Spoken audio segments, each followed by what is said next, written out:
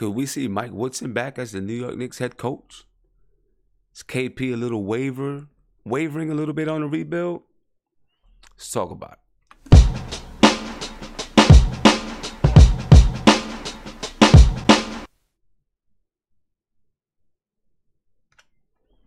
What's up, everybody? Chat room. My people, what's poppin', man? Don't mind my voice a little bit. I've been yelling all day. So if my voice is a little bit scratchy, it's because I've been yelling at my players all day. Not all day, but in the last game, you know.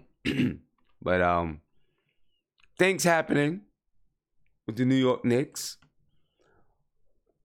But before we get there, true to form, we'll talk about the team we chose to follow, the Oklahoma City Thunder. All right. And we'll keep it quick because I know people want to talk about the Knicks and what's going on with the New York Knicks and stuff like that. All right, so we'll keep it quick when talking about the Thunder. What do you guys think of the Thunder game? What do you guys think about what's happening with the playoffs as a whole? But what did you think of the Thunder game? What do you think about Melo right now? I mean, I think, and like I said, we're going to make this quick. You know, Melo played an inefficient game for the most part.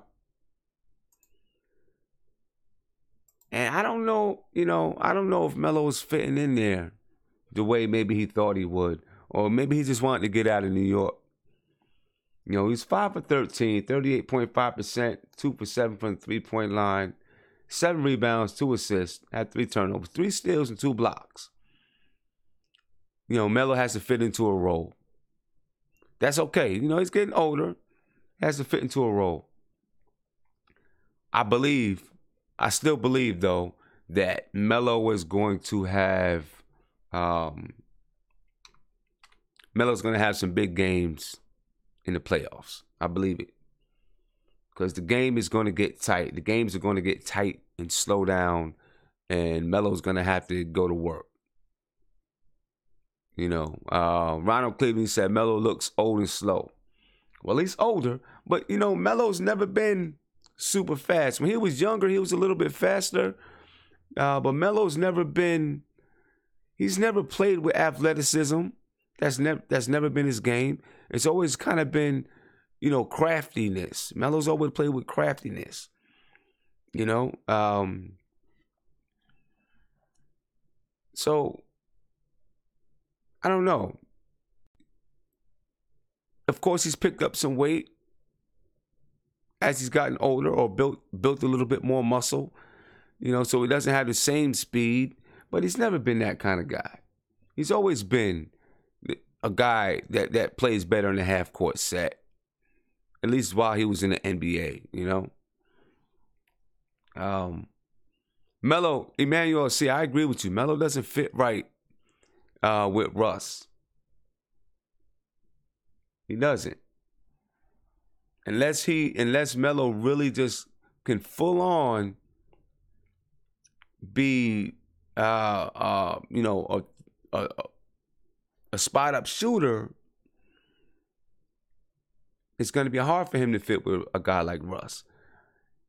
I can see why he wanted to go to Houston, because he would have excelled, I think, with Chris Paul, because Chris Paul can understand, you know, how to get where to get the ball to him in his spots, as well as distribute the ball to everybody else, you know. And I think that's why he wanted to be with Houston and with Chris Paul so bad, you know. But he's there now. We'll see. We'll have to see how this goes.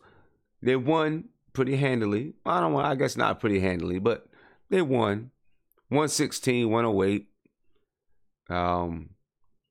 I still don't think Utah is going to be able to match up with them. There's too much firepower. You know, Paul George was hot tonight. 65% from the field, 13 for 20, 8 for 11 from the three-point line.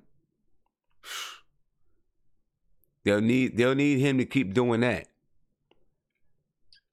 Siobhan, you said Frank needs to watch Exum. He uses his wingspan. Yeah, I agree. For sure. I agree with you.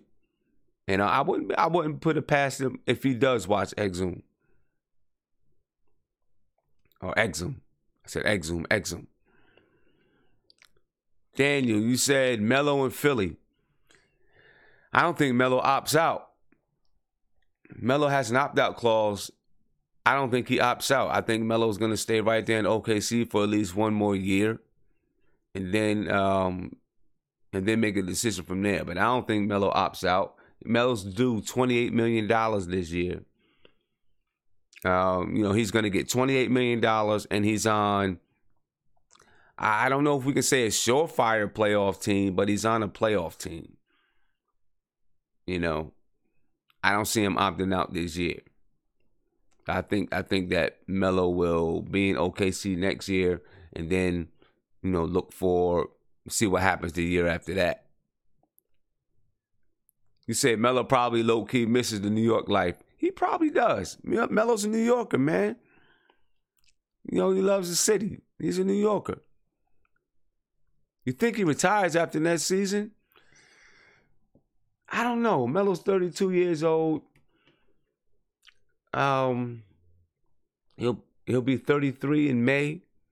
I don't think he retires, but I think he's going to have to just fully understand his role right now as probably a third wheel or maybe, I don't know. But Melo has been, if we look at what he's done for the season, they got it restarted now. So now they got the postseason stats.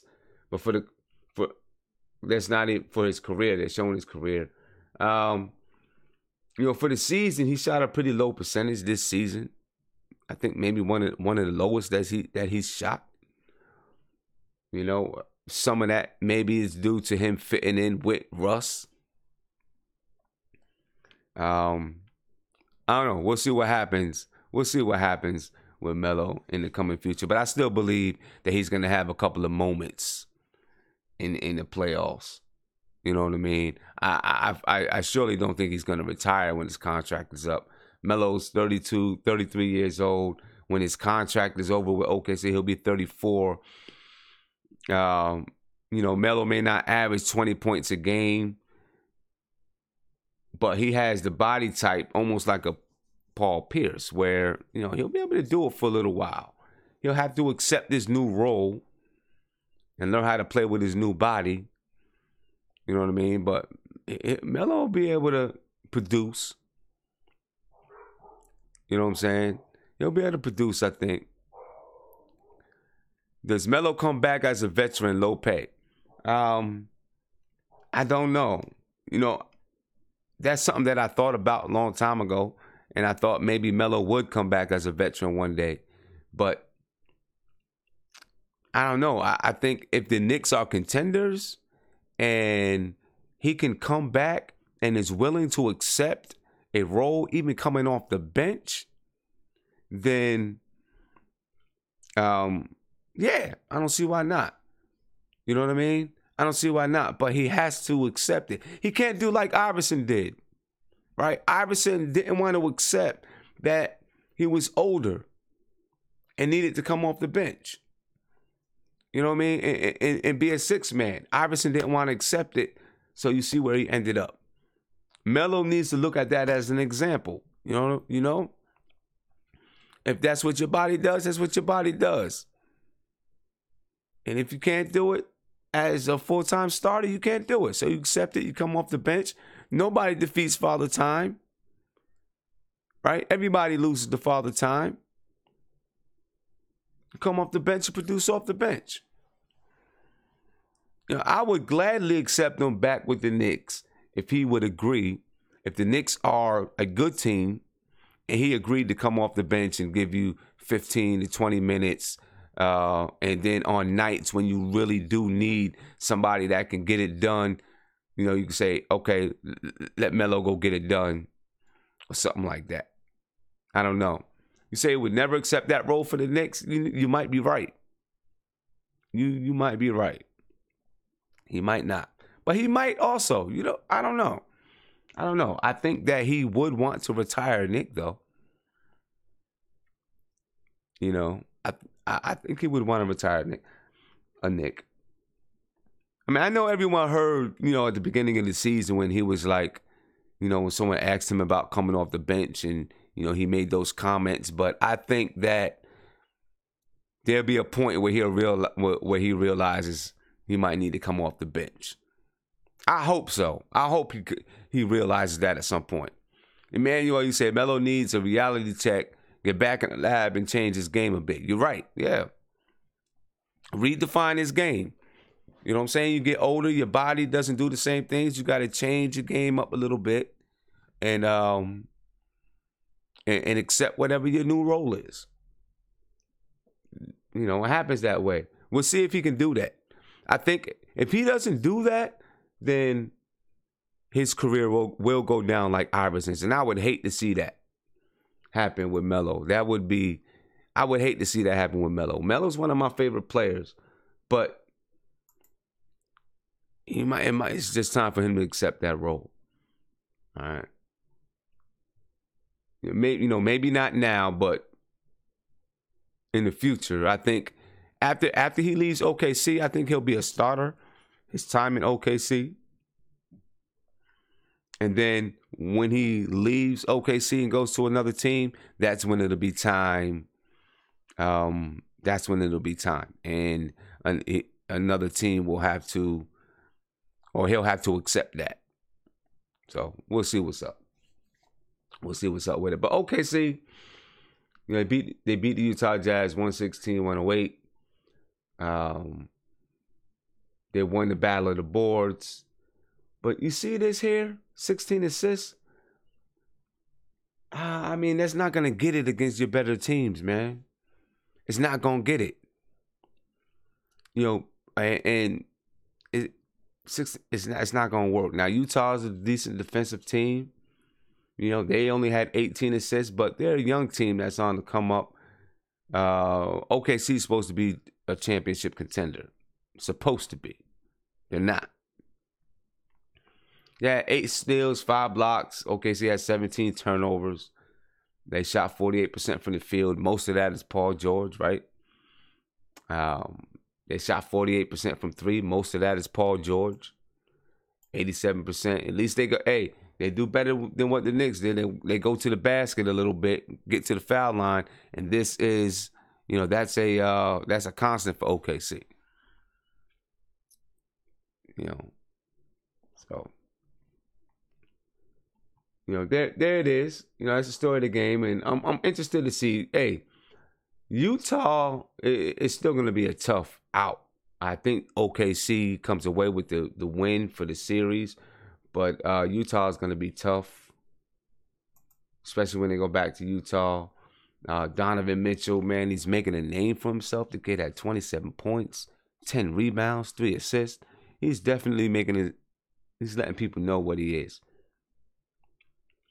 Ricky Rubio, they got something building here. Ricky Rubio, 13 points, 7 rebounds, 5 assists.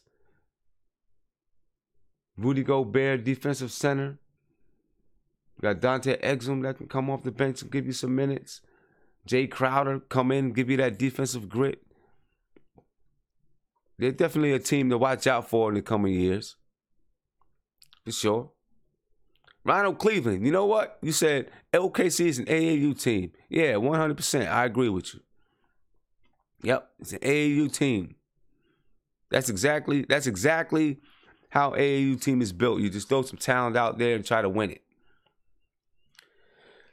Delano Steele, you said Simia putting too much stock in the sensibility with Melo. He's one of my favorites, but he won't accept declining. He's a 4th option on a Blazers squad. He's off the bench in Golden State or Cleveland.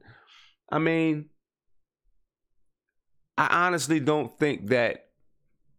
I think that Melo will come off the bench. I think when he gets to that point, I think he'll realize it and come off the bench. I really do. Is he a stubborn player? Yeah. But he's also someone who's cognizant of business, and that is going to be bad business for him if he's looking too selfish and is, I don't want to say throwing out the league, but can't get a spot in the league because he refuses to come off the bench.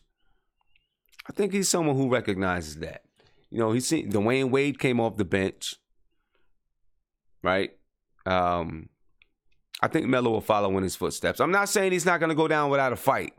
He'll go down with a fight, but I think eventually he'll succumb to it and he'll come off the bench for, especially if the team that he's playing for is a championship caliber team, and they know, hey, you come off the bench, you know, you give us a boost off the bench, we can win the title. I think he'll do it. He did it with you know, in the Olympics. He did it in the Olympics. I think he'll do it.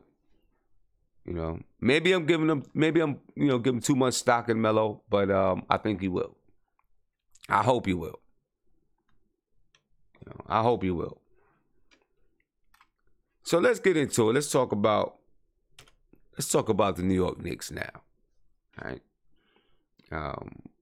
Like I said, I got OKC winning that series, and you know we'll be back. We'll be back Wednesday night to watch that OKC game.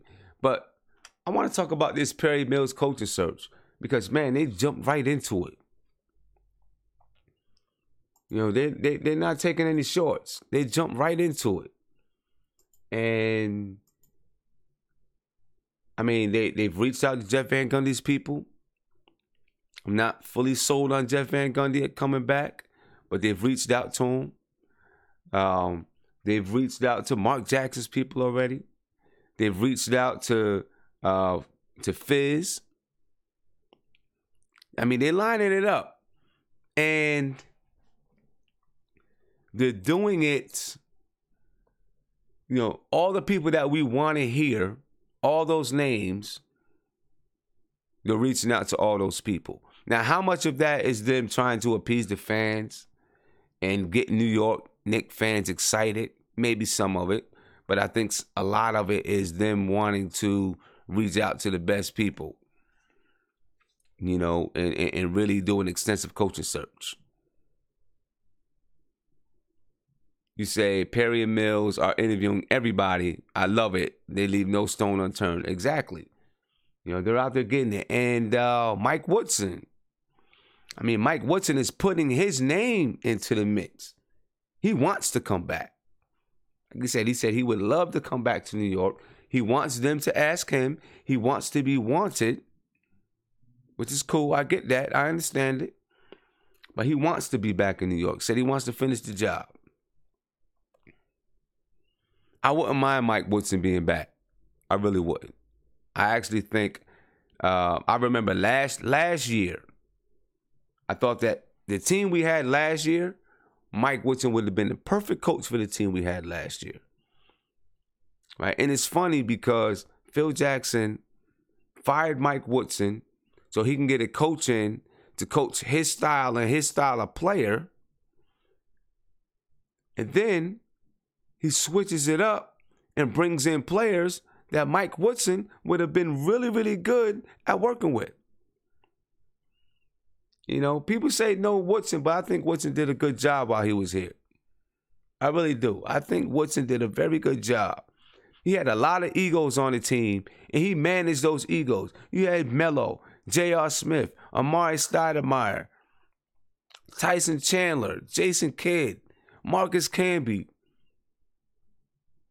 Rasheed Wallace. You had a lot of personalities on that squad that went at that 2012, 2013 squad. And he managed all those personalities. That's a hell of a feat, in my opinion. In his vet camp. Yeah. Woody in his vet camp. I used to like when he called it that. Coming to vet camp. You know, I think Mike Woodson did a really, really good job managing those egos, managing those players, man. I don't understand why people say, explain to me why people say no Woodson. Is it just because he was a guy in the past? You know, you say Woody likes vets, not rookies. I mean, just because he would talk about vet camp doesn't mean that he didn't like rookies. You know, if he had rookies that was worth getting valuable minutes, then I think he would play them. Any coach will. You know what I'm saying? If you have a player that's producing for you, you're going to put him on the floor. You know? So, I mean, I don't know. I think Mike Woodson would be good for the young guys. Okay, there's the argument right there. Too much ISO offense. But what do you do when in Atlanta you had ISO Joe, right? In New York, you had Melo. What do you do with it? Everyone always says, when they talk about coaches, they say your coach needs to play to your talent. Right? So if he was playing, maybe he was playing to his talent. He had ISO players. He had, you know, Melo that liked the ISO. He had ISO Joe that liked the ISO. So maybe he was playing to his talent. This is what I have, so this is how we're going to win. I'm going to ISO Melo, and I'm going to spread the floor with three-point shooters. That's how we're going to win with Melo. It worked. It worked. Right? He did the same thing with Joe. Because that's the style of players that he had. I mean, I don't know. I think that if he had a different style of player, maybe he would have had a different style of system. But that's who we had, so they built the team around Melo. They actually did. They actually built the right type of team around Melo. Because, believe it or not, that year, Melo passed a lot. Melo, if the NBA recorded hockey assists, Melo might have led the lead in hockey assists. He would get the ball in that post and kick it out, swing. He'd kick it out, swing, knock down three-point shot. Kick it out, swing, knock down three-point shot. That was the game. And people got on, you know, people still got on Melo about not having assists. But plenty of times during that season, his pass led to the pass that got the assist. You know? So, I don't know. I think that Mike Woodson was a pretty good coach. And I think he did very well with the team that he had. And I wouldn't mind seeing him back in New York. I'm not going to say he's my first option. Fizz is my first option. But I wouldn't be mad if he came back. You know, I wouldn't be mad at all. Ron Artest threw his name in the bucket. Ron Artest. I could not imagine a team being coached by Ron Artest. Meta World Peace. I call him Ron. I'm sorry. I call him Ron Artest. You know what I'm saying? But Meta World Peace.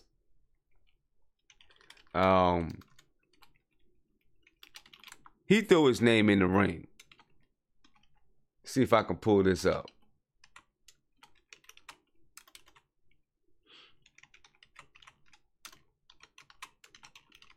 I think that's funny. And you know, with Meta World Peace, he could just be bumping at the gums, you know, just talking, getting his name out there, saying some things. You know, that's what Meta World Peace does. And of course, because of who it is, Meta World Peace is going to, you know, he's gonna pull up some hits. Larry Brown Sports. Right? Meta World Peace is ready for his close-up. He retired former All-Star, the retired former All-Star, tweeted on Saturday that he would love to coach the New York Knicks, who just fired head coach Jeff Hornacek this week. you know, that's just Meta World Peace talking. He would coach up our defense. Look, with Ron, man, with Ron, you gotta start him off as an assistant coach. Let him build up something if he can. There's no way you're just gonna bring Ron in and have him just jump out there and be a head coach, right? I mean, right now, you know, he's a developmental coach in the G League for the South Bay Lakers.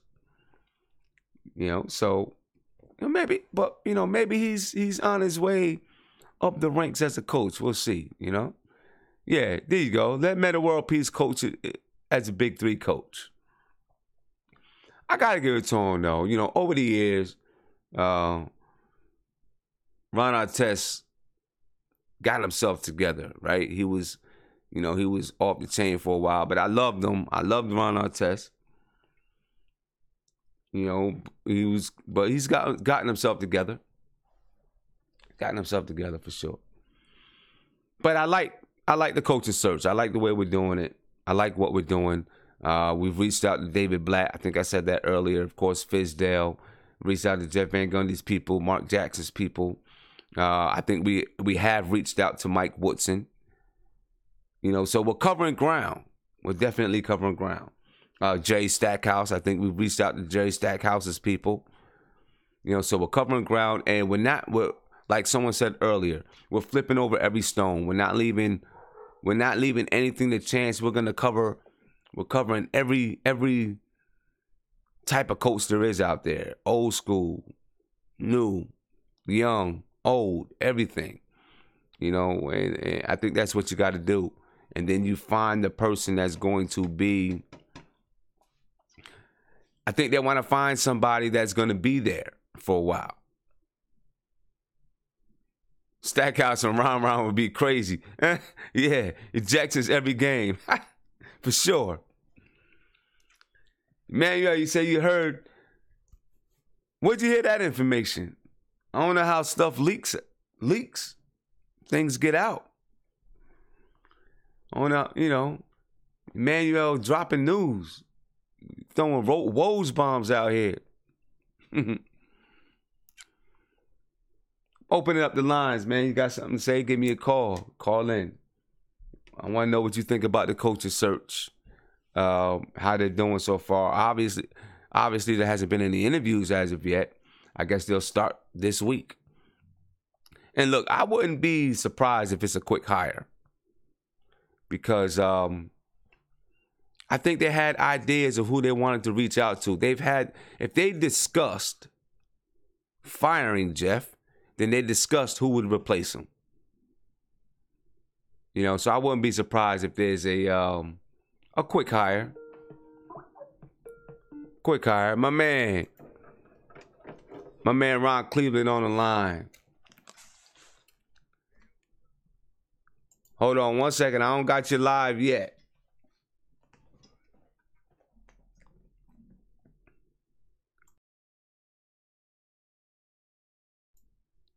Here we go. I got you live now. All right, man. What's what up poppin' to with you? Chat? How y'all doing, man? Hey, man. I tell you the depression over, but this coaching search. I wrote it in the chat just a few minutes ago. It's a lot of window dressing going on, man. They already know who they're gonna hire, and the reason why I say that is because they wouldn't have got rid of Jeff that fast. They already know. They already know who they're gonna hire. It's just a PR show. Okay, and you know what? You might be right. I mean, I think they have an idea of who they really want to get. They've got to, but of course, you gotta make it look right. You gotta make it look fair. Do the interviews. Show people that you're doing your due diligence.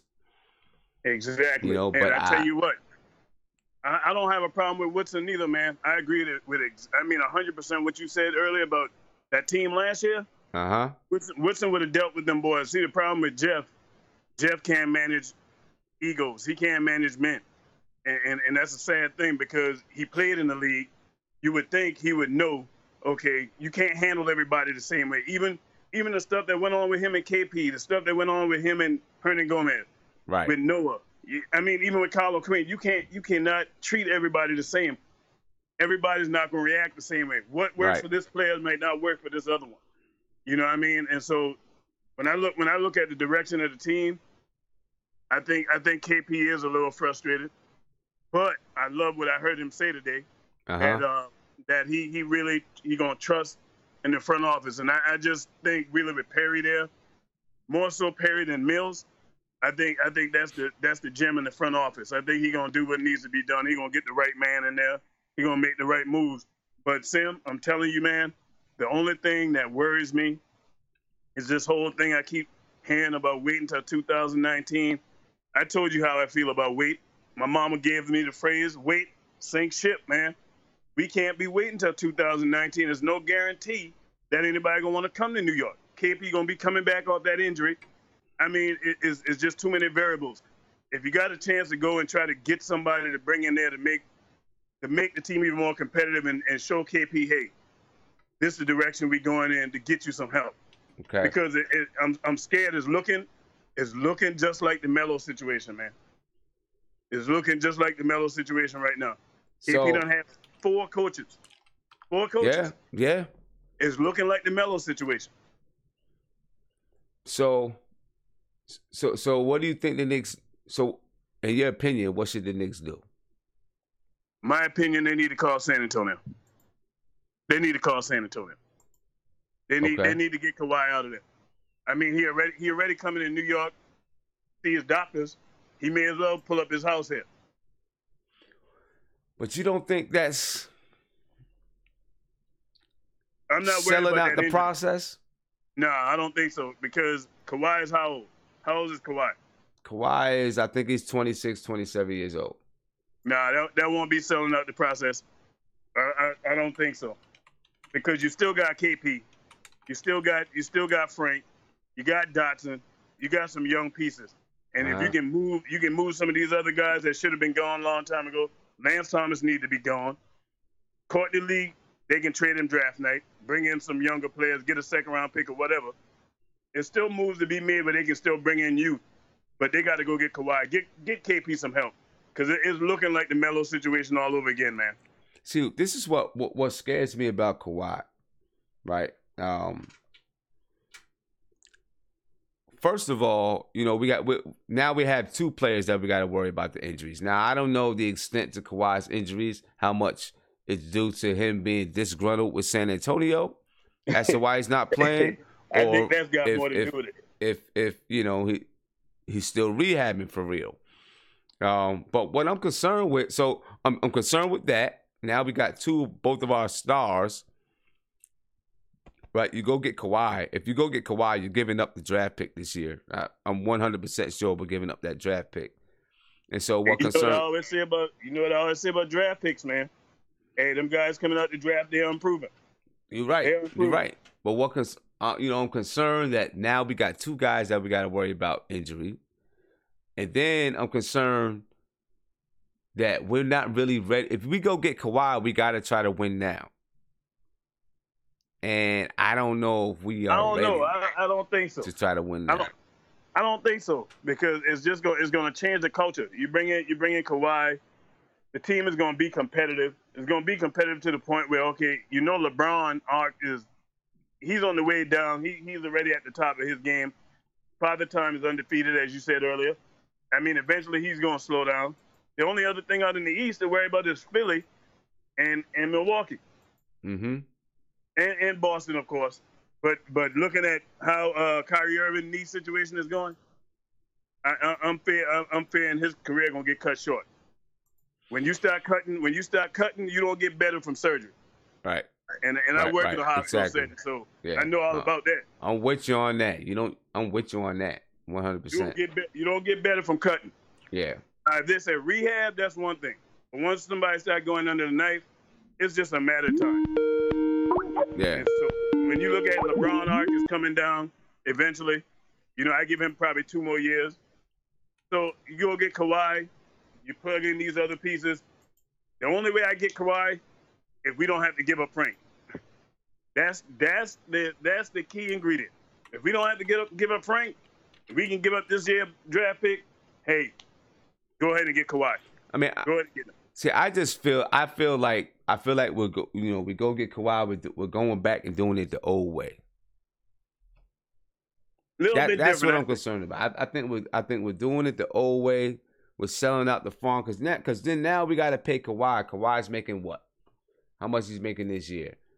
That's a good question. I think Kawhi is making like $25 million, right, or something like that. I'm about to look it up right now. I mean, but Kawhi is making some. No, he's not making $25 million this year, but I think he'd be due for a big payday. I'm gonna get the. But you think about this though, Sim, too, though. You think about this. You get Kawhi, you got KP. What's that's gonna attract? Gonna attract free agents. It will. That'll be willing to take less to come to New York to play them two guys. I know I would. So Kawhi will make $20 million next year. And then he has a player option in 2019, 2020. You probably, well, I mean, I guess it's going to depend on his play, but you're going to be giving up some big money. 2019, 2020, you're going to be giving up some big money to pay Kawhi if he opts into his contract. I think he would. See, my thing is this. I like the idea of getting your draft pick, trying to obtain young, cheap talent and assets, right?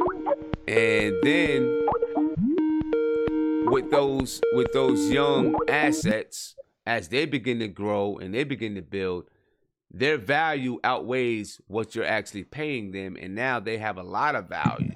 Exactly. And yeah, they're playing above their contract. You could, if you want to keep them, you can keep them because they're giving you all this value, and then you have money to add in another star on top of the valuable assets you already have. And so I like the idea of bringing in and gaining assets, developing those assets, and then being able to use those assets to attract a star player. Hopefully one of your assets turns into a star player, and now you got someone who's performing at a very high level, but you're paying them a little bit of money, so you can bring in another player, and then you can go over the cap to re-sign that person when it's time. Those type of things. I just get afraid that, we sell out on someone like Kawhi early, and then we don't have the flexibility to grow later on. Well, I can feel you on that, but I can tell you this: I don't think Kawhi is as hurt as what they're putting out in the media. Okay. I think he really just done shut it down on San Antonio. Okay, that could be. I think pop antics have ran thin with him. The guy's a no-nonsense type guy, and the stuff that he's doing, having Tony Parker and them come in and say stuff when he could just go ahead and say it. You know what I mean? That don't fly with everybody. What works with Tim Duncan and David Robinson, this guy here, this is a different cat. Okay. Hey, we'll see what happens with it, man. We'll see what happens because KP's, like it says up there, maybe he's a little bit warm on that on that rebuild. Yeah, he's frustrated 4 years. Hey, Simeon, wouldn't you be frustrated? Oh, for sure. Coaches? Four different coaches? 4 different coaches in 3 years? Come on, man. It's looking like the Melo situation. This is the Melo situation again, man. And it's time for some stability. And if you can't get it, we're getting a coach. You need to get a bona fide player up in there that can show KP, say, hey, we're going to try to do right by you. We ain't going to make the same mistakes we made with Melo. And that's the thing. I'm thinking they should learn from that. It's like, go ahead and think about it. What we're saying we need is a small forward. That's what Kawhi is. And he's a proven commodity. Okay. Hey, I hear you. I'm still a little leary about it, but I know you. I'm still leery about it. Rightfully so. Amari Stoudemire, Allen Houston, Larry Johnson. The list goes on. But you got to take a chance, man. We got to strike. We got to strike while the iron hot and try to go ahead and show KP some good faith that we trying to bring in some studs and stop playing with these rejects, man. Some of these guys, don't even deserve to be in a Knicks jersey, man, and you know it. Oh, you're right about that. Yeah, I know that. You're right about that. Some guys do not deserve to be in a Knicks uniform. Matter of fact, I wouldn't even let them clean the locker room. But man, seriously, I know other people want to holler at you, man. Yeah. Hey, you know my friends, the Knicks will be back. Let's go get Kawhi and let's roll. All right, I hear you. All right, man. Later. All right. My man, Tony Crow. Tony, you on? All right. While we're waiting for the everything to load up, I know I'm looking in the chat. I see a lot of people are in support of bringing in Kawhi. I understand the sentiment, and I'm just not sure. You know what I'm saying? I'm just not sure. I'm not sure if the time is right. And then I'm afraid, then we got two stars where we have to worry about, are they going to be able to come back from injury? And that scares me a little bit. You know what I mean?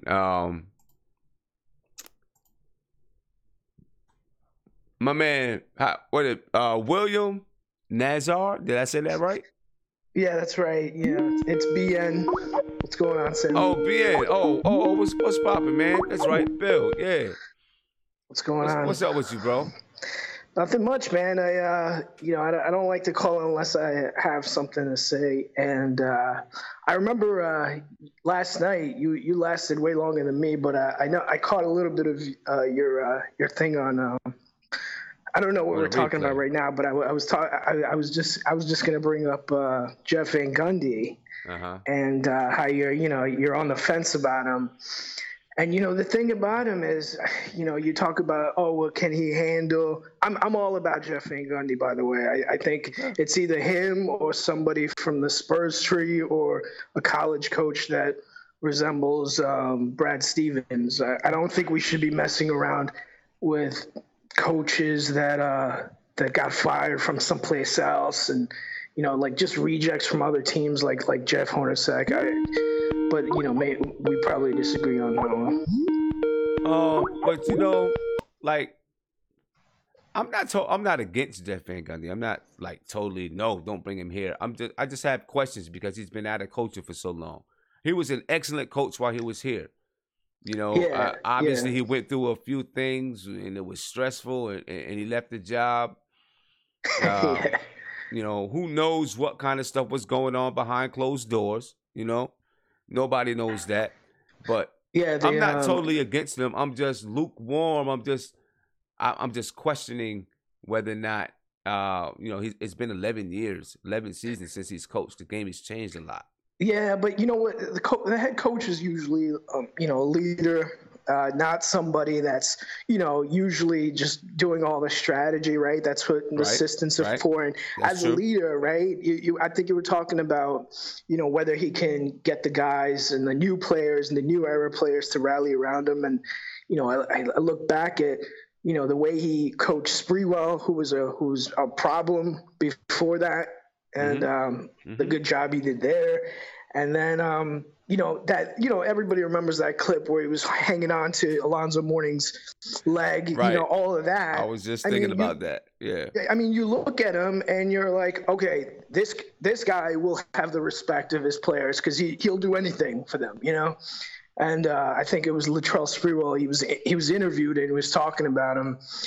And he said, he's like, yeah, I had to like go to him and say like, are you all right? Because he saw him and he was looking all tired. He had bags under his eyes and he looked like he hadn't slept in days. And, that's the kind of coach you want, man. Like the kind of coach where the players care about him. He can lead. He had a lot of problem players back then, Camby and, Sprewell, all those guys. He had some guys to deal with for sure. He had to deal with some egos, and he did a great job with it, right? Patrick Ewing, John Starks. Because I he see, had some guys, Oakley, Mason. Exactly, right? And he was able to lead all of them, and the fact that he's not, from New York City whether culturally it would fit. I just want a coach that can coach well. You know, I don't care where he's from. You know, I don't know. I don't know if Pat Riley's from New York, but he was probably one of the best coaches in the Knicks. Pat Riley's from Schenectady. You know, upstate again too. Yeah, you know,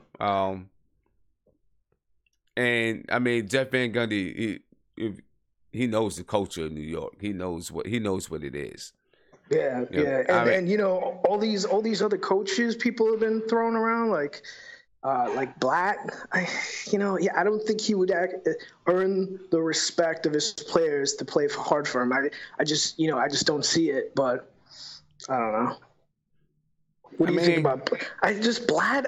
Come on! Like these are the guys we're throwing around right now. Jerry Stackhouse, he could be a good assistant, right? But if we're just talking about head coaches, come on, there's not many choices. Hey, David Blatt was in the NBA Finals. Yeah, because he had LeBron and he still got fired. Yeah, he caught a raw because LeBron didn't like him, right? Ty Lue would get fired if he LeBron couldn't didn't get like the him. Respect of his players. All the players, I think a bunch of them were like they had a big mutiny over him. I mean, honestly though, I think any coach, there's going to be an exception with LeBron because of the things that LeBron does, right? I mean, LeBron is like, I'm sorry, he's the bitch of all bitches. Right? I don't like LeBron James and his attitude. I like what he does in the community. Right? I like all those things that he does. And I like the way he's changed some things in the NBA in the way you look at players now. But I don't like him. What makes you think Blatt, like why do you think Blatt is any good? Like I don't think we should even consider that guy because I don't know. I don't think he can coach in the NBA. He could probably coach somewhere else, but he can't get the respect. He has no credibility. He's not going to get the respect of all these players that are like, who are you? But I think the only reason he doesn't have credibility is because of LeBron James. If he would have came to the league, he came to the NBA. When he came to the league, obviously he has a stellar reputation overseas. Right. Yeah, but so did Kuzminkas, come on. Right. A lot of players had. Yeah, I mean, he's a player, but we're talking about a coach now. I mean, we're talking about a coach. You know, Kuz was a player. You know, he has a stellar reputation overseas, of course. And he came to the league. He didn't come to the league expecting to coach LeBron James. He came to the league expecting to coach Andrew Wiggins. Right. And Kyrie Irving, a young group of kids that he could mold to play the way that he envisioned them playing. So we don't know how much respect he would have got from them. I think he would have gotten respect from them. LeBron James kind of usurped him, and went out of his way, in my opinion, to try to make him look bad. Yeah, I don't know the details around that, but really, I'm sure you're right. I think Ty Lue is there because that's LeBron James. LeBron James likes him. I'm not saying Ty Lue is a bad coach, but LeBron James likes him. I think there's a lot of coaches in the NBA. So I just think there's an asterisk there. And I think because we have guys like Frank and KP, he'd be able to get the best out of them. I don't know, man. What I think. I mean, but LeBron, like the coach in Spoelstra, and Spoelstra's a good coach. Or let me say, not the best out of him, but I think he'd be able to get, he'd know how to utilize them to maximize their strengths. But let me go like with Spo. Why do you think LeBron left Miami? Because Pat Riley was like, all this garbage that you want your players to ride, you want your friends to ride on a plane and stay here and do that. It's not happening here. So LeBron cried, his way of crying, and left. They say, well, I'll show you. You know what I'm saying? Because Pat Riley was like, no, you're not going to run this organization. You know what I'm saying? And who lasted? Spo lasted. I don't know if you read the story. If you read the story, No, was a story out. I thought he was just going back to Cleveland to try to win a championship because he saw an opportunity there. Yeah, but I mean, there's a lot of stories about how, you know, he wanted his friends to be on planes and do this and do that. And Pat Riley was like, no, it's not happening. Yeah. And he came. I read a story, Pat Riley, I forgot who the writer is, but he explained to this writer that in the early days with the Miami Heat, LeBron James came into his office and was like, you know, was trying to convince him to coach. He was like, I'm not coaching. Spo was the coach because it was him, Dwayne Wade, and Bosh. And I guess they was having troubles with Spo. Yeah. And he was like, I'm not coaching. Spo's the coach. Right. You know, Pat Riley made them respect him because they had so much respect for Pat Riley. You know. Well, I can tell you, I don't disagree with you when you call LeBron a bitch. So so we're on the same page there. Yeah. But I just wanted to call about Van Gundy because I think you were kind of on the fence about him, and I can tell you that is the type of New York coach we want. Mark Jackson, I mean. That Stephen A. Smith rant, like he was talking about how he's first round pick, rookie of the year. I'm like, dude, that's because that was as a player, you dumbass. You know, like he's gonna tout Mark Jackson. I'm sorry, I know I'm gonna get a lot of hate on the chat about Mark Jackson, but he's garbage. All right, he's garbage as a coach. It's your opinion. But Stephen A. He had some other things that he was saying too about him, about how he can represent the Knicks, represent New York. Yeah, I mean, listen, if he becomes the next coach, I'm not going to be mad. I'm going to wish him the best because I have to. But everybody pulling for Mark Jackson, I don't see that. I don't know where this is coming from, but but I hear it. I have friends that have been pulling for Mark Jackson for a long time. So whatever. I mean, if he becomes a coach. Good for him. Yeah. Oh, hey, BN, man, appreciate the call. Hey, call in some more, man. Yeah, sometimes I only call when I need to be heard. I'm not going to call every single show, but you're doing a great job anyway. So appreciate I'll let you bro. speak. All right, thank you. Man. I appreciate it, man. Great call. All right, later. Yeah. Everybody has their opinion. You know what I mean? Hey, and I'm not saying, never am I saying that there's anything wrong with Jeff Van Gundy. I just have some questions about, his length of time away from the game. Because if you're away from the game too long, the game will pass you by. So it's just something to think about. And I'm sure Scott Perry, Steve Mills, they'll make if they interview Jeff Van Gundy, they'll make sure they cover that. I'm pretty positive of it. Cody, what's popping, man? Hey, Simeon, what's going on? What's up with you? Simeon, I will hire the ball boy from San Antonio to coach the Knicks. I don't understand why are we not talking about anyone from San Antonio? Messina, Becky Hammond. I mean, why are they not? I know maybe they have to wait until the series end, but to me, there's no rush to get a coach.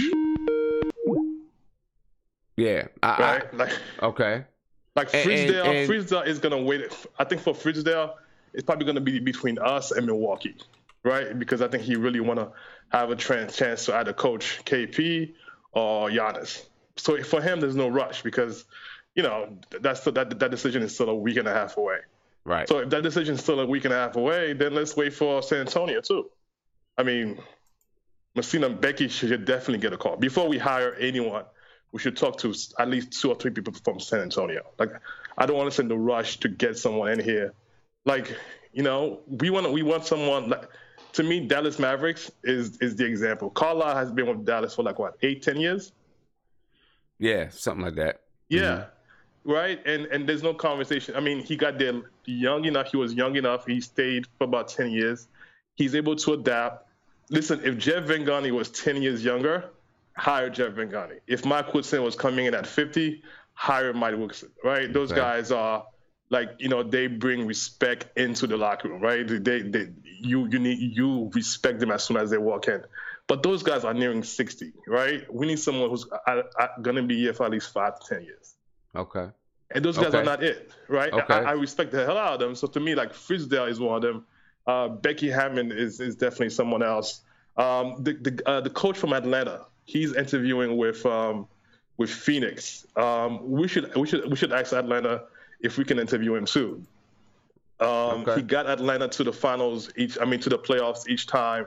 He got Hardaway to get his act together. He out-coached us like every game this year. He had a bad record, but hey, I mean, he got G Leaguers playing for him. So I think there's some more people that we need to interview. Listen, maybe for the fan base, the GM, I mean, Mills and Perry felt like they gotta interview some people, but those guys are not the guys we want. Like Fizdale is top, but you know, let's get some more people. Let's get some people from like some successful NBA teams, not just some guy that's coming off the bench. So you want somebody that can come in and bring some culture, bring some structure, bring those type of things with them. Yeah, and the players got to know, because KP had. If you want to make KP feel secure, tell KP this is the guy. He's not going anywhere. Win, lose, we're gonna stick with this guy for the next 5-10 years. Like the commitment that the 76ers gave their coach, we're gonna give this guy the same commitment, right? But it has to be for someone who is really up and coming, and you can see as the next star. And that person has to be somewhere between 40 and 55. Okay, that makes a lot of sense. That makes a lot of sense. You want somebody that's going to grow with your team, that you can, maybe someone you can mold a little bit, if that's what you want to do. I get that. Yeah, I mean, the second thing about the Kawhi conversation, listen, if San Antonio wants the 9th pick and next year's pick, to me, they can have that. They can have that for Kawhi. I'll take it. If it's anything else than that, then no. Then just walk away. But if it's like the 2019, I'm sorry, the 2019 draft is not supposed to be all talented. I mean, it's supposed to be a really weak draft. So listen, if they want this year's draft and next year's draft, I'm all for it.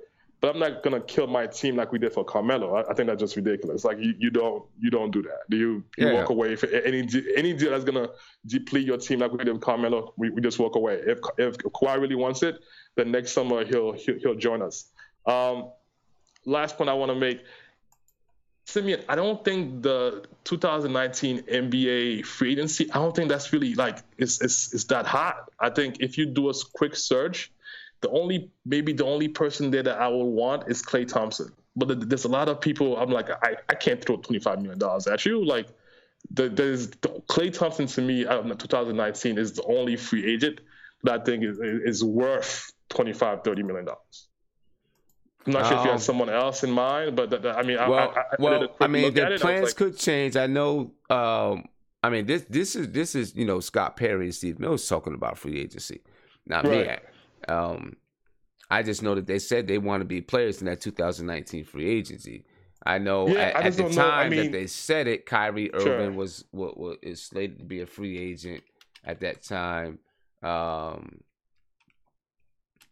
Klay Thompson. Let's see. 2019 NBA free agents. Let's see who's out there. Exactly. When you're looking in that year, people who are slated to be free agents for that year, you got, who knows what's going to happen. Parsons, it could Paul be, George, it depends DeAndre. on LeBron, Carmelo, Chandler Parsons, Dwight Howard, Paul George, DeAndre Jordan, Wesley Matthews, Klay Thompson, Tobias Harris. There's some players out there, if they do not, like LeBron can opt out to be a free agent this summer if he wants to. Melo can opt out and be a free agent this summer. So it depends on if they opt out to be a free agent this summer or if they opt in, take the money and become an unrestricted free agent next summer. Right. But, there's some people. There's, Robin Lopez. We talk about needing a defensive center. You got Robin Lopez. There's some people Robin Lopez out will there. be 31, 32 by at that time. That's true. No, I feel you. I just don't see anyone. I say Klay Thompson is the only person on that list right now that I see throwing $25 million at. So, to me, the first caller, if we think that we have someone this year that we are certain about, man, I'm not saying. I think we have to think hard about making sure that we make an offer. I'm not high on Julius Randle or some guy like that, but I'm just saying. I think we're putting a lot of hopes on 2019, and right now 2019. If you go with that list, I'm not sure. I'm not sure. All right. That's all. All right. I hear you, man. Appreciate the call. Simeon, thank you, man. Appreciate it. Thank you, man. Appreciate it. Have a good one. You too. All right. So we got some intelligent fans on the line for sure. A lot of intelligent fans on the line. I want to talk about Porzingis. We're talking about, doing some things to try to appease KP, to make sure that KP is happy, to make sure that, we can keep him around. Because obviously we're concerned. There are people who are concerned about KP, and that maybe KP is lukewarm on a rebuild. All right. I got, how do I say your name, bro?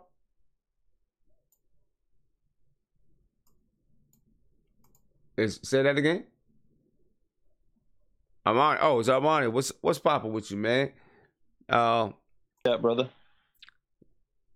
Yeah, there you go. Got you on the line now. What's poppin', bro? How you feeling? See, my man Tony Crow been trying to get on, but he can't get in yet. Nah, that's cool, man. You doing your thing, man. That's good. Traffic is always good. Oh, for sure, always. Yeah. So how you feeling about this coaching search, man? Man, I'm excited. I'm happy. I don't think Jeff Hornacek is a terrible coach. I just personally feel that he was in situations that was against his control, and we got to move forward. Yeah. What is it called? The first call, as far as the 2019, I think we don't necessarily have to drop $25 million on somebody. I think as long as we structure the team from now till then, acquire assets via draft picks, young players like Emmanuel Mudiay, someone who's on a rookie contract, to the point where we get to 2019, then we can kind of evaluate, all right, how much money do we have, who's out there, what position we might need, do we need to fill out the bench? Because we don't have to spend the whole $25 million. Right. And I'm hoping we can do that. Exactly. You surely don't have to. There's enough pieces out there, like when I say, there's a Robin Lopez that, you might think about bringing in. He is going to be a little bit older, but if they did think about bringing in, it's $13 million. He's probably not going to make $13 million. He'll probably make less than that, maybe 10, maybe 9. You can spread that money around. You can spread that. And I was even thinking, it was funny how you were talking about Melo being back in the fold, because 2019 he'll probably be 34. Imagine a lineup with Frank, Dotson, this is hypothetical, but Mikal Bridges, Melo, and Kristaps, all long athletic players surrounded around Melo. Mm-hmm. On a nice. Now, I'm not saying we got to have Melo back. I'm just saying if he wants that reunion, if he's trying to retire. Right. I don't know. I don't know if they were surrounded around Melo. He wouldn't be that first option. I don't think. I think it would definitely be KP. But I get what you're saying though. Yeah. Off the bench, you know what I'm saying? If he's willing to accept a bench role, that's a nice little lineup to throw out there. You have a veteran and you have athletic wings around him. Yeah, and I could definitely see Melo coming back and retiring as a Knick. Yeah, definitely. At some point, I can see it happening. I say he doesn't look happy over there. Yeah, I don't think so either. I don't think he's happy over there either. Every day he looks like Hoodie Melo with his head down. Live. Yeah, I don't know if he's happy over there. You know what I mean? It's going to be interesting to see what happens to him after OKC. You know what I'm saying? his contract, I think he's going to opt into his contract. He's going to get that $28 million. He's on a playoff team, $28 million. You might as well get it. And then playoffs, that makes sense. Right. And then see where he goes from there. You know, he's going to try to get the best deal possible, but it's not that many people that's going to pay him that much after 2019 when he's a free agent. 2019, Melo's not going to get a big payday. No, not at all. Yeah. Those days are over. Yeah, those days are done for Melo. Not going to get a big payday.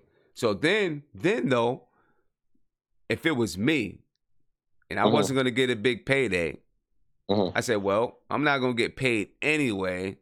Let me find the perfect situation for me to try to win a championship. Yeah. It's either you want money or you want playing time. It's you can't have it both anymore. Them days is over. But as far as the coaching goes with the Knicks, you know what? I'm not against having Mark Jackson. Actually, you know, from a New York City mind frame, it kind of makes sense. Right. But I feel like everything we should have in New York right now should be new. Like, you know, the general manager, he's not a high price name. Scott Perry, he's new to his position. We should kind of have like a coach without that much of a history. I mean, I'm for David Fizdale just because I like the background, the Pat Riley lineage. I think that's phenomenal. He already has rings in high pressure situations. And with the Grizzlies, I honestly felt like it didn't make any sense why he was fired. That was kind of dumb, personally. Takes your team to the playoffs. The next year you lose your top players, and then he gets fired. I would love him to be here. That would be phenomenal. I would love for him to be here too, and I hope we can make that marriage happen. Yeah, I think he's the guy for the job. They listen to the chat. They know what they know what it's about. They listen to the chat. I hope so. Yeah. All right, brother. All right, man. I won't take up any time, man. Shout out to the chat, man. You know, do your thing. I'm happy that you have this thing up for Knicks fans and like conversations that's, you know what I mean, that's calm and all that. But man, keep doing your thing, brother. Appreciate it, bro. Thank you. Have a good one. Yeah. So let's talk about KP. And I know, Tony Crow, you're trying to get in on the line. I know you're trying to get in on the line. It's tough sometimes, but it's cool. We got you, bro. We got you for sure. But I want you to listen to what KP had to say. You know, play a short little clip with KP. Just check out what he had to say about the rebuild and about him being patient. Is there any thought of it's Mark Berman talking.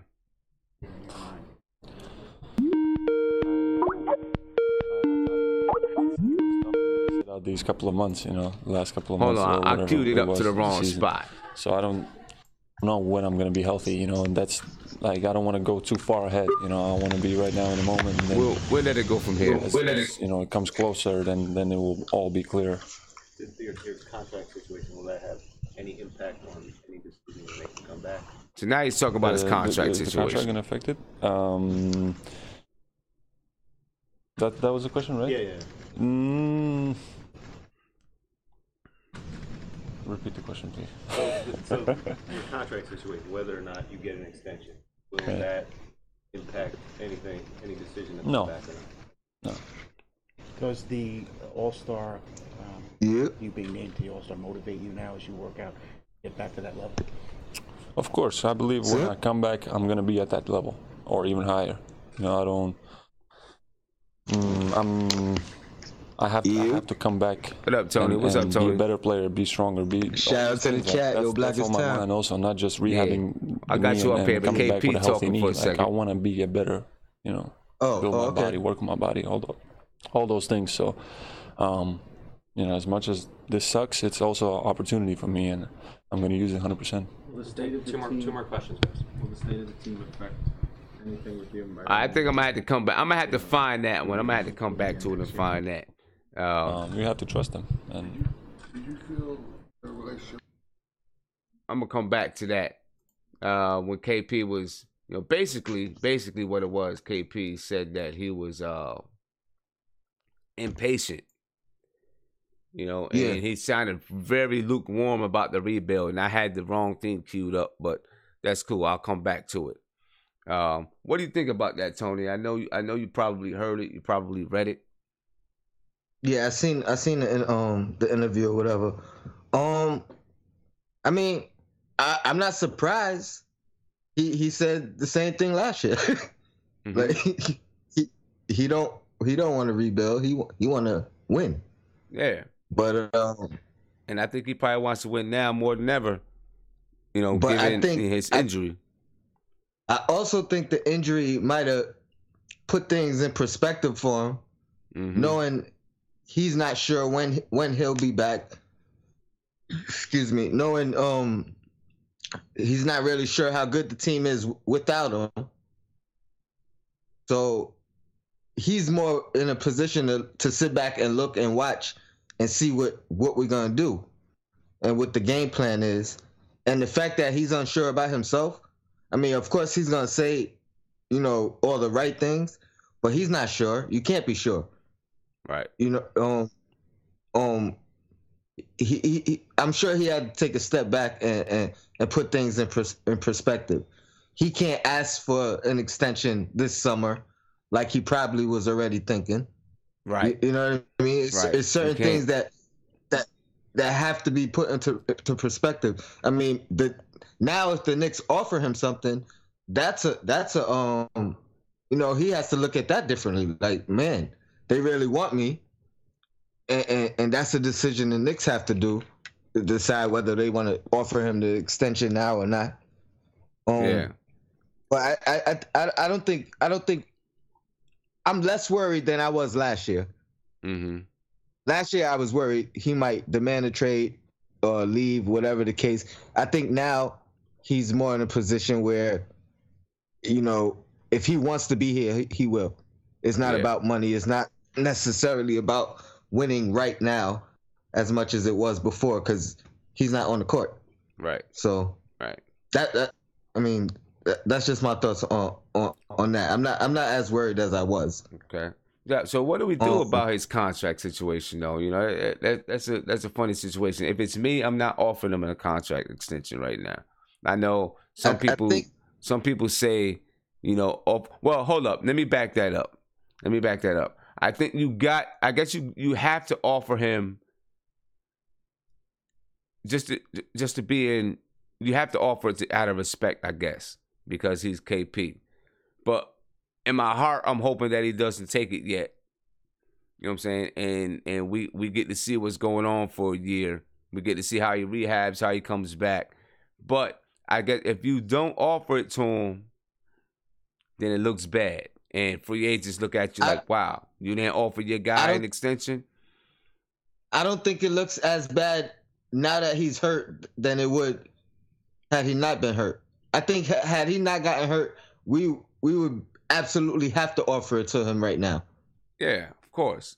And that's a position of weakness, because he could decline it, right? He could have declined it right now had he not been hurt and said, you know what I mean? Right. I want you to do this, and this summer. Right. So, like right now, I think it's even playing field for both of us. Mm-hmm. And I believe he wants to be here. So yeah, I think he wants to be here. I think we're good. I wouldn't be mad either way. I think his full extension offer is like 156 for 5 years. Is I'm what not we exactly could sure. offer him. That's what we can offer him this summer. That's what we could offer him this summer. Okay. 156 for 5 years.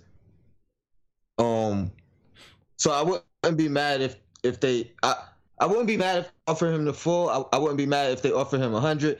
You know what I mean? And I wouldn't be mad if they waited. I think either way, it's I would think they spoke to him and discussed that. You know what I mean? I would think the exit meeting, some of that was mentioned, because it's individual players with minutes. You would think that individual players, yeah. So yeah, I would think that would be discussed and see where everybody's head is at. Yeah. So I'm not too concerned with that. I'm more concerned with the coach and getting the right coach and I'm kind of torn as far as directions. I understand Mark Jackson. He's somewhat of my favorite. But I'm starting to lean towards like Jay Wright. That's the Villanova coach. Yeah, Jay Wright. Mm-hmm. He makes a lot of sense to me if we're gonna really push the youth movement and the development movement, because he's a coach that gets players and they're not one and done, you know, and he actually develops players over of course of at least 2 years, but 2 to 4 years. So if it's about development, I understand him. Makes a lot of sense. I'm not too sure about Black. I understand him as far as his attributes, mm-hmm. and what he's done overseas, and not discrediting him in Cleveland, because I agree he wasn't there to coach LeBron. That was all like a surprise situation that management put him in. Like, he wasn't hired under those pretenses or whatever. Right. So when I think about that, he makes sense, and the fact that we have a bunch of Euros, that makes sense. So I just don't want us to make the wrong choice. Yeah. And because I know they are looking for something that's going to be kind of long term, right? That they can build with, grow with, develop players. And Mark Jackson definitely developed his players, so that's a plus for him too. So I'm not mad with Mark. I'm not mad with Jay Wright. I'm not mad with there's a few guys. I'm not mad with Fizdale either, but he's slowly going lower and lower on my list. Okay. But yeah. All right. I mean, we're gonna have a lot to talk about all summer, man. Because I don't know. I wouldn't be surprised if we made a quick hire though, because I do think that they have some people in mind that they kind of know exactly what they want and have some people queued in. I wouldn't be surprised if it's a quick hire, but interested to see how this. I'm very interested to see how this search goes compared to how it went with Phil Jackson too. Yeah. I mean, they definitely gonna do.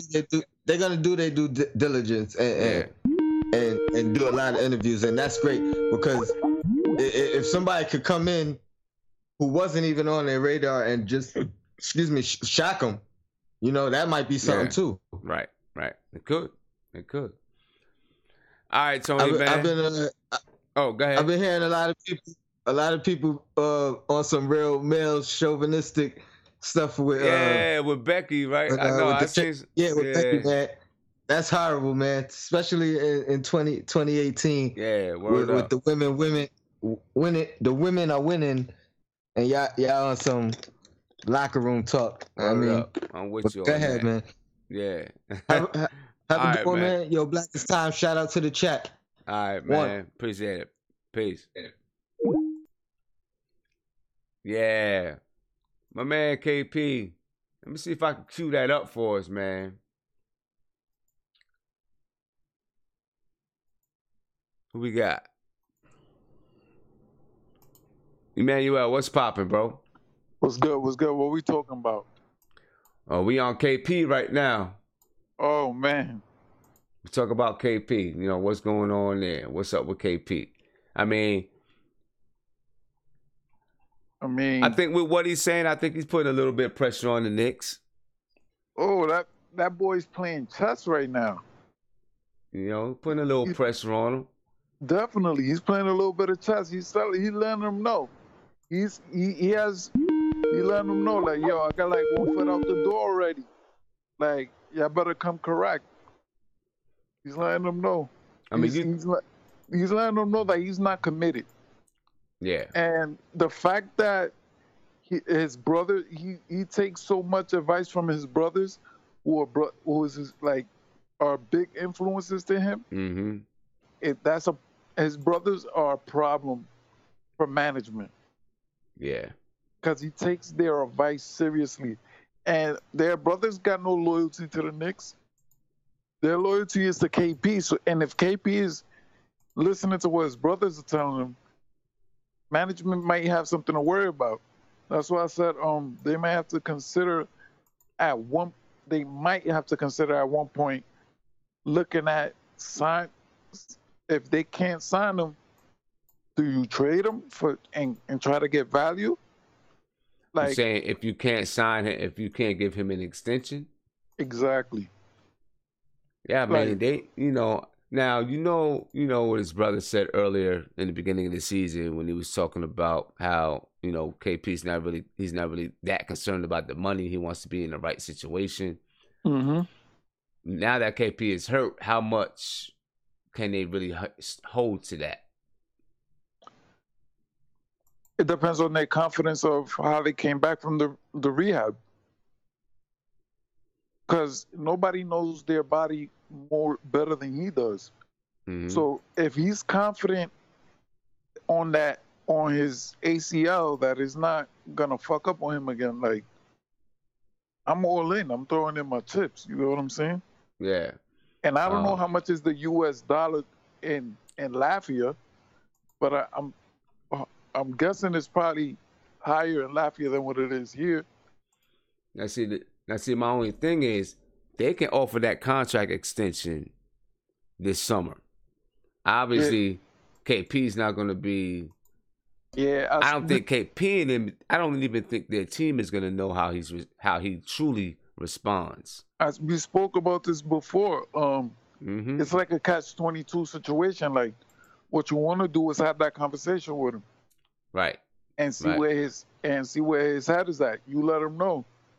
If you see that he's wavering, like when he comes back mid-season or whichever point of the season he comes back in, you have to let him know, like, yo, we're gonna evaluate you, and depending on how you look, that's how we're gonna move forward. And that's how they've been. They've been consistent in that. Yeah. So yeah, they have. I mean, they seem to be consistent with talking with the players, just being straight up with people. Like, this is what we're thinking, this is how we're feeling, and letting people know what's up. They seem to be that way. And to be honest, the ball is in KP's court. Mm-hmm. He has all the leverage. Because say if he doesn't want to sign that extension, and he ends up leaving or whatever the case may be, but he's not in New York anymore, right? Right. The Knicks basically have to start all over. They got to find a star to as a building block. Yeah. Right. As of right now, KP is our building block. Mm-hmm. So if KP goes, then you starting even at a low. That's taking us back like 5 steps, like. Right. So KP, that's what I'm saying. He's playing chess. He has all the move. Everything the ball is in his court. It all depends on what he wants to do. Yeah, it's a sticky situation, man. Sticky, it's ugly. I'm telling you. Yeah, it's a sticky situation. I mean, I think you sweet talk him into letting him know that the extension is coming, but we want to evaluate everything first. Mm-hmm. You got to sweet talk him that way, because you don't want to give him the extension before you know what he's looking like. Right. Exactly. Because then we have a Joakim Noah situation. Yep. Or an Amari situation or something. Yeah. Yeah. So like, what the Knicks are in a bad spot right now. What they need to do is now they need to start showing out for KP. They need to show that they bring in the right coach. They need to start making moves for key pieces, key players. Mm-hmm. They need to draft well. They need to start making some changes. Sound like they got to hit a home run on everything they're doing. He's putting pressure on the organization. Yeah. KP's putting the pressure on the organization. If you really think about it, because now you got to start moving. Because, all right, if he's gonna want to be at least a contender for a playoff positioning next season. Yeah, I believe it.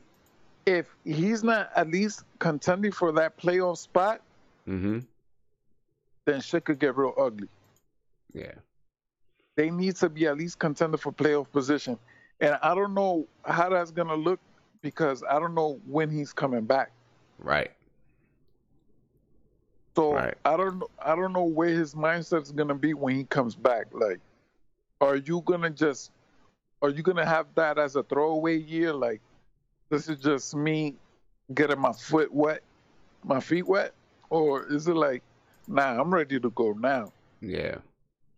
Since he's not going to play a full season anyway. Yeah. So it's going to be something. It's definitely sticky. It's going to be something. It's going to be something to watch. It's going to be something to watch. Yeah. I'm really interested to see how Scott Perry's going to handle it all. See if he's cool enough to handle it all, and it's going to be something. Gonna be something to watch. You got to bring in the right coach. Yeah. Who you like for coach? Who's your guy? I like Fizdale. I want Fizdale. Man, I've been on Fizdale since day one. I brought him up the first day, and everybody wasn't really on it. But I'm telling you, Fizdale. I think he's the guy. Yeah, he's the guy, man. Yo. Yeah. Ain't nobody gonna rook me. Like, ain't nobody gonna nobody gonna rook me, bro. Ain't nobody gonna rook me. Yeah, I think I know this nigga got tenure, but ain't nobody gonna rook me. And I like that. And I like how he broke in that rant. Everybody go look up that rant. Yeah. The way he broke down the stat sheet. Yeah. He was to defend his players. The way that he broke down that stat sheet. Yep. And explained the fouls that were given to the other team compared to his. Man, that's the dude I want on my side all the time, bro. I go to war for that dude right there. I feel you. It's I know Pop got tenure, but you're not gonna rook me, bro. Exactly. I think he's the guy, man. I think he's the one. I think he's the dude, man.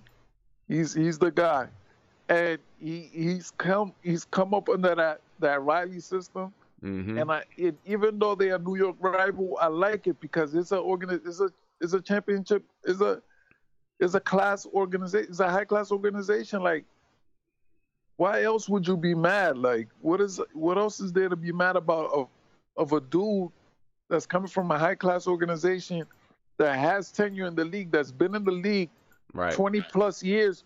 He started off in video editing. Yeah. He was in the room with Spoelstra. That's how he started off. Yeah. So he knows the game because he was breaking down tape back then when it was on VCR. Mm-hmm. So the dude knows the game for anybody who's unfamiliar with him. And and for the people that's calling out Black, man, it's not gonna work because once things go sour, that locker room is gonna get ugly. And the reason why, it's LeBron's fault. LeBron messed up his reputation before, like, he even got to be something in the league. Like, dudes are not gonna respect him. When everything is going sweet, when you're winning, it's gonna look good. But once things turn, you saw what happened on Hornacek, and Hornacek is supposedly a good dude. Right. So look at Black that doesn't have like no credibility in the States. Yeah. Everything is overseas. I don't know how players are gonna look at him. Like, if it was me and I'm a player and shit is going wrong, I'd be like, fuck out of here. Like, who's this dude? Like, yeah, you know what I'm saying? I don't care what you did overseas. Mm-hmm. So I don't know about Black. Black is not for me. I already said Jackson is Jackson is too strong-headed for me. For me, I'm in on Fizdale, man. Yeah, I'm in on Fizdale. And I don't know about Van Gundy. I don't know about him. Not that he's not a good coach, just because he hasn't been coaching for so long. I just don't know if the game is passed him by or not. Yeah, it's not like he's been away from the game though. You know what I'm saying? Right. It's He not hasn't like really been away from the game. But it's not like he hasn't been far away from the game. Like he's not up on things. Like this dude be commentary on he be commentating on in live games, rap lyrics talking about that's J. Cole. Like yeah, he knows he's he's hip to the kids. You know what I'm saying? Like he's hip to the young dudes. Mm-hmm. So he has an understanding. He's in touch. Plus he's been with the young USA team. Jeff Van Gundy, he's been out of the limelight. That's what it is. He's out of the limelight, but he's been around the game. You know what I'm saying? Mm-hmm. Dudes like that, they stick around. And I think every stop that he made, New York and Houston, they did well. They did well. But but can he apply? Can he apply it? That's my question. I know he's been around. Can he apply it as a head coach? I'm not saying he can't. I just wonder. Nah, you know what I'm saying? Of course you're gonna wonder about the rustiness and all that, but if he has the right assistant coaches on his bench, and if I think so, man, because he's still coaching, even though it's the USA team and it's a select team that, they play only for a couple of months a season, for the FIBA or whatever, he's still hip. You know what I'm saying? I think that's enough for him to be partially up to date. You know what I'm saying? Yeah. You brought up a lot of the same points BN brought up. A lot of the same points about both Black and Jeff Van Gundy. Yeah. Yeah, he's a smart dude, you know what I'm saying? Yeah. He's a smart dude. Smart people think alike. There you go. Nah, man. I don't know. I guess that's about it for me then. All right, man. Appreciate the call. All right, no doubt. Take care. All right, take care. Yeah, Knicks fans. KP. There's a lot going on in New York Knicks world right now. A lot going on. So we gotta see how all this plays out, KP says he's impatient. He's an impatient person. He's impatient about life itself. This is going to be my last call. I got Isaiah calling in. It's going to be my last call tonight. I wasn't able to find. I'm going to still try to find that KP clip, but if not, I'm pretty sure you guys seen it and know what it's about. Isaiah, what's popping, man? It was good, Simeon. What's good, chat? So what's your take on the KP thing? You here with me? Yeah, I'm with you. So what's your take on the KP thing? You know what? I'm going to have to disagree with some people about his leverage. He doesn't hold all the chips, in my personal opinion. Okay. I think there's a big thing people are missing. He's been injured every year he's been playing. I love KP, but that's really a big thing about KP. Mm-hmm. Every year I think he's at least 20 games missing. You know what I'm saying? And we gotta everybody knows that about KP. Like, he hasn't played. He hasn't even played. I don't think he played 70 games yet. 75 games. You know what I'm saying? So it's like. You mean 75 games in the season? He hasn't played 75 games in a season yet. You know what I'm saying? And it's like we have to literally. I think we have to see him play at least 75 games, or just to offer him extension, because it's like no one is gonna sign you to $200 million and you only play 66 or 65 games. Nice. That would be foolish. You'd be foolish to do that. True. Is that how much he would be making?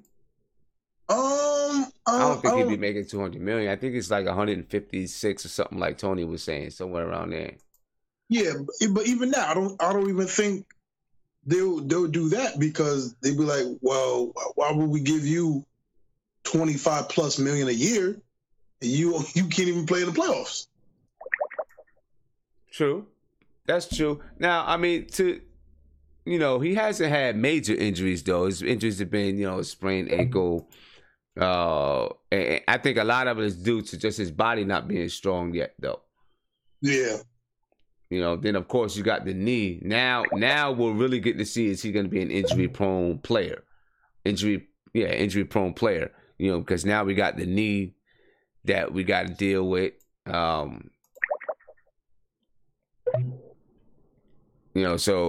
we'll really get to see if he's going to be an injury-prone guy. You know what I mean? Yeah, definitely. But you know what, man? I'm gonna be real honest. I think I really believe, like I said yesterday, I believe in Scott and Steve. To me, when I watched that interview, I watched all the interviews, man, it's crazy to say, it felt normal, if that makes sense.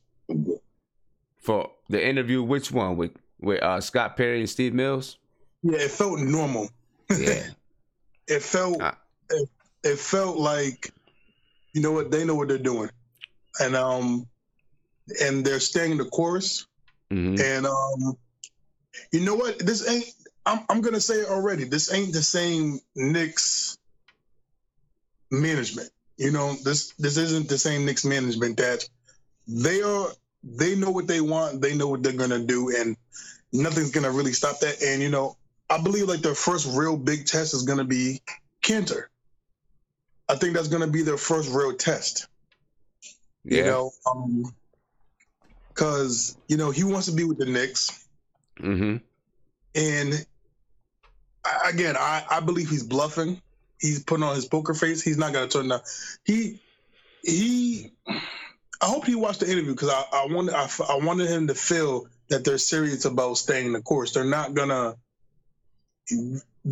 offer you a contract that's gonna affect the 2019 cap. They're not gonna do it. They know right. They're not. Again, they're gonna stay the course because they know that 2019 is gonna be the year that we can literally, become the team that they want. Right.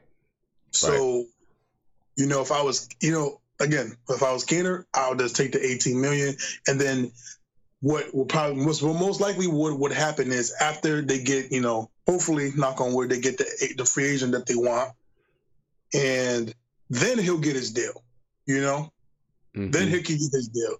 But they will let him walk. And that will show me that, they're not playing. He's not going to use that because he wants to stay in New York and, he loves. I understand that, and I respect. I'm so happy that he does, but he has to know this is not going to be the same Knicks management that's going to offer you a 4-year, 5-year, $40 million contract. That's not going to happen. And, I'm actually happy about that, man. This is really what we've been waiting for and needing from the management perspective of, being, picking making the right choices, making the right moves. Okay. Well, I mean, yeah. Well, I think they're going to make the right moves. I'm pretty positive they're going to make the right moves. I trust them, and I'm interested to see what's going to happen, man. Well, definitely. To see what's going to happen. Real quick too. I'm with you with Fizdale, and I think. I've been reading little articles and reading, watching I've been watching podcasts. I think Fizdale's going to be our coach. Mm-hmm. I like everything about him. Because even in the interview they said it. They want a young coach that, and this was a big thing that I liked what he said. They said they want a young coach that if he doesn't need to know everything. He needs to have people around him to tell, Right. The coach needs to know his weaknesses so he can fill his weaknesses in with other coaches. Yeah. That's beautiful. Yeah. I did like that. I really did like that. Because no coach is going to be perfect. Exactly. And no disrespect to Mark Jackson or Jeff Van Gundy, but they're more old school and they're more, I don't want to say stubborn, but it's more in the sense of I've been doing this a long time. I know more. You know what I'm saying? It's more about I just think they know more. And we need somebody that, yeah, you know stuff, but hey, I'm not scared for you to tell me, hey, maybe we should try this. Yeah. Yeah. We need something, and that's why I think Fizdale might be the best choice. Yeah. All right. Hey, Isaiah, man, appreciate the call, as always. Yes, sir. Yep. And we're going to keep watching and see what happens. It's going to be interesting for sure. That's without a doubt. Yeah, can't wait, man. Definitely. Have a good week, man. Have a good week. And you too, man. I'll talk to you later. Peace. Sir, peace. All right, New York Knicks fans. It's time for me to start getting ready for the week, man. I gotta head on out, but I will be back. I think the OKC plays on Wednesday, I believe. That's the next game. Yep, 8 o'clock on NBA TV.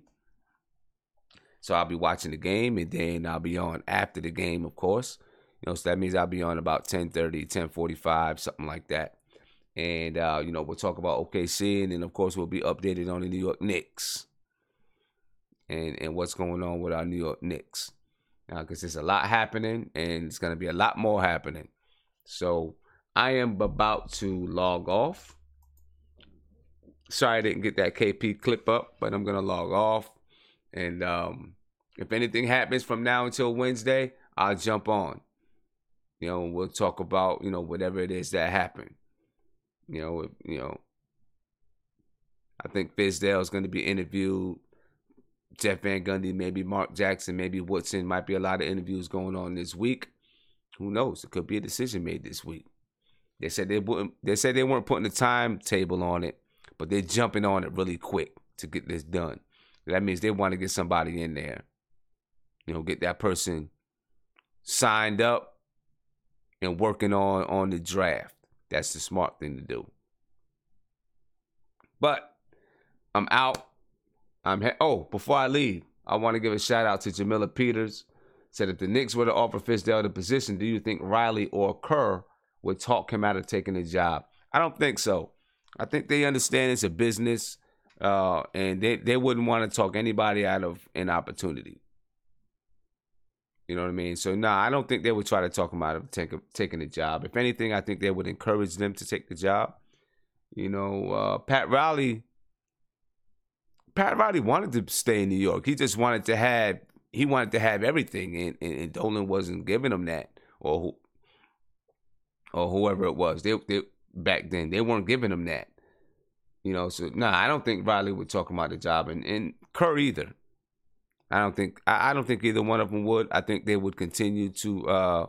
I think they would support him and try to encourage him, and give him as many resources as they can.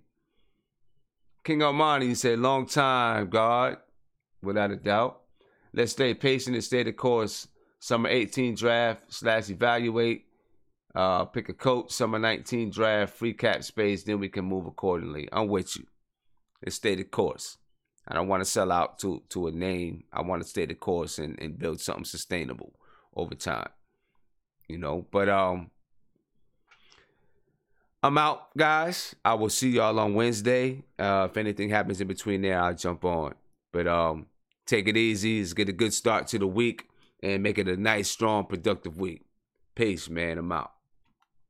If you like this stream, please subscribe below. Ring the bell. Get a notification anytime that I go live. Check us out Wednesday night after the Oklahoma City Thunder and Utah Jazz game. About a half an hour after the game, we'll be back on live to talk about the game, the playoffs, and of course the New York Knicks. Peace.